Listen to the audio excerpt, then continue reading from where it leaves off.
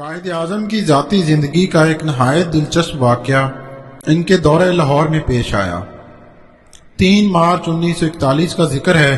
Quaid Azam Australia مسجد نزد railway station نماز عصر ادا کرنے کے لیے گئے۔ مسجد نمازیوں سے کھچا کھچ بھری تھی۔ مرزا عبدالحمید تقریر کر رہے تھے۔ قائد اعظم اچکن اور چوڑی دار پاجامے میں ملبوس تھے۔ انہیں دیکھتے ہی دیکھتے لوگوں میں ہلچل مچ گئی، لیکن قائد اعظم نے ایک اشارے پر نظم و ضبط کو بگڑنے نہ دیا۔ لوگوں نے انہیں اگلی صف میں جگہ دینے کے لیے راستہ بنایا، مگر قائد نے اگلی صف میں بیٹھنے سے انکار کرتے ہوئے کہا، میں چونکہ دیر سے پہنچا ہوں اس لیے میری جگہ یہی ہے جہاں ہونی چاہیے۔ قائد نے پچھلی صف میں ہی بیٹھ کر نماز ادا کی۔ نماز کے بعد ہر شخص کی خواہش تھی کہ وہ قائد کے جوتے اٹھانے کی سعادت حاصل کرے۔ کئی لوگ اصرار کر رہے تھے مگر قائد انکار کرتے رہے۔ اپنے جوتے خود اٹھائے۔ کچھ لوگوں نے ان سے جوتے لینے چاہے تو انہوں نے جوتوں پر گرفت مضبوط کر دی اور لوگوں کے درمیان ننگے پاؤں چلتے رہے اور کسی شخص کو اپنے جوتے اٹھانے کی زحمت نہ دی۔ اس واقعہ سے اندازہ ہوتا ہے کہ قائد اپنی پوزیشن کی بنیاد پر مراعات لینا کس قدر ناپسند کرتے تھے۔ اس دورے کا ایک اور واقعہ قائد کا طلبہ سے خطاب ہے، جس کا ایک حصہ ان کے دلی جذبات کو ظاہر کرتا ہے۔ 1941 کے مارچ میں قائد لاہور آئے تو مسلم اسٹوڈنٹس فیڈریشن کی مجلس عاملہ کے اجلاس میں بھی شریک ہوئے، جس کا انعقاد نیڈوز ہوٹل کے لاؤنج میں ہوا تھا۔ اس تقریب میں قائد اعظم طالب علموں کے ساتھ بے تکلفی سے گھل مل گئے اور نوجوانوں کی ایک پرجوش ٹولی سے بات چیت کرتے ہوئے انہوں نے اپنے ابتدائی دور وکالت کے بارے میں کہا، جب میں شروع میں بطور وکیل پریکٹس کرنے لگا تو بمبئی میں کئی ذہین وکیل پہلے سے موجود تھے۔ پارسی، انگریز اور ہندو وکیلوں کا طوطی بولتا تھا۔ ان غیر مسلم وکلاء میں مجھے اپنی جگہ بنانے کے لیے شدید محنت کرنی پڑی۔ میں جس طرح کی زندگی ایک زمانے میں بسر کر چکا ہوں وہ آپ کے تصور میں بھی نہیں آ سکتی۔ میں نے اپنے پیشے میں جو شہرت اور دولت کمائی وہ میری شب و روز کی محنت کا ثمر ہے۔ میں اپنی محنت سے جو کما چکا ہوں وہ اس لحاظ سے میرے لیے بہت کافی ہے کہ میں اسے اپنی باقی ماندہ زندگی آرام و اطمینان اور پورے وقار سے گزار سکتا ہوں۔ اس قدر سخت اور لمبے عرصے کی محنت کے بعد میں ریٹائرمنٹ کا استحقاق رکھتا ہوں، لیکن ریٹائر ہونا پسند نہیں کرتا۔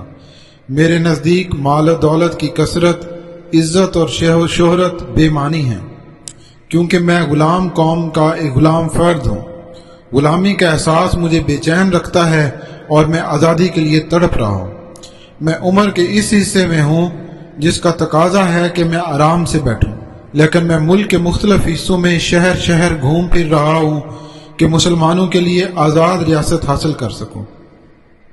میں اپنے اس مقصد کے مقابلے میں ہر آسائش، مال و زر، عزت اور شہرت سبھی کو کمتر اور حقیر سمجھتا ہوں۔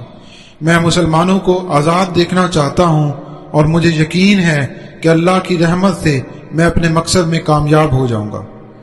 جمہوریت اور شہری آزادیوں کے لیے قائد کی محبت اس قدر زیادہ تھی کہ انہوں نے انگریز کے بنائے ہوئے ایک کالے قانون کے خلاف مرکزی قانون ساز اسمبلی کی رکنیت سے استعفیٰ دے دیا۔ یہ اس زمانے کا ذکر ہے جب کانگریس اور مسلم لیگ کے درمیان اختلافات خاصے بڑھ گئے تھے۔ عوام میں انگریزی حکومت کے خلاف نفرت میں اس حد تک اضافہ ہو چکا تھا کہ مظاہرے شروع ہو گئے۔ برطانوی حکومت صورتحال سے بکھلا گئی اور مرکزی کونسل میں ایک ترمیم پیش کر دی، جس کا مقصد یہ تھا کہ ضابطۂ فوجداری میں یہ گنجائش پیدا کی جائے کہ حکومت جب اور جسے چاہے اور جیسے چاہے عوامی مظاہروں کو دبا سکے۔ اس ترمیم کی بنا پر حکومت کو غیر معمولی اختیارات مل گئے۔ قائد اعظم محمد علی جناح جو ان دنوں اس مجلس کے رکن تھے، اس ترمیم کی بے حد مذمت اور مخالفت کی۔ انہوں نے کہا، میں اس مسودہ قانون پر شدید اعتراض کرتا ہوں۔ 20 مارچ 1919 کو انہوں نے اس عوام دشمن کالے قانون کے خلاف وائسرائے ہند کے نام ایک کھلا خط لکھا۔ یہ خط قائد کی عظیم شخصیت کا ترجمان ہے اور ایک تاریخی دستاویز ہے۔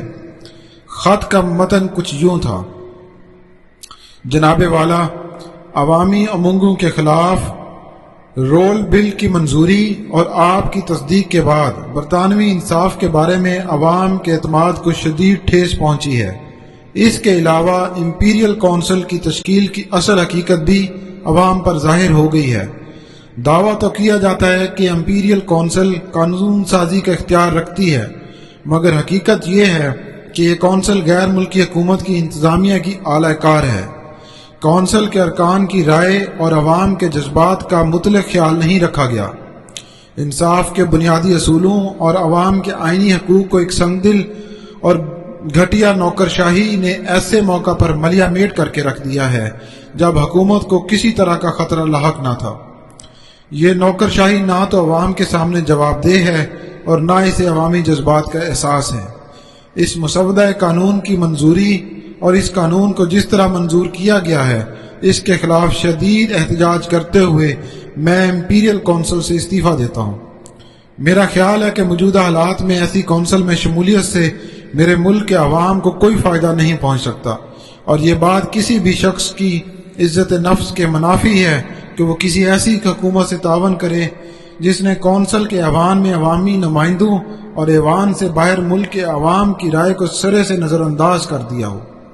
میں سمجھتا ہوں کہ جو حکومت زمانہ امن میں اس قسم کی قانون کی منظوری دیتی ہے، اسے مہذب حکومت قرار نہیں دیا جا سکتا۔ مجھے آج بھی امید ہے کہ وائسرائے ہند برطانوی حکومت کو یہ مشورہ دیں گے کہ وہ اس کالے قانون کو منظور نہ کریں۔ قائد کے اس استعفیٰ نے ثابت کر دیا کہ وہ اصول پرست اور کھرے سیاسی رہنما ہیں۔ انہوں نے انگریزوں کی ریاکاری کا بھرم کھول دیا۔ البتہ قائد آئینی انسان تھے، اس لیے احتجاج کے لیے بھی آئینی ذرائع اختیار کرتے تھے۔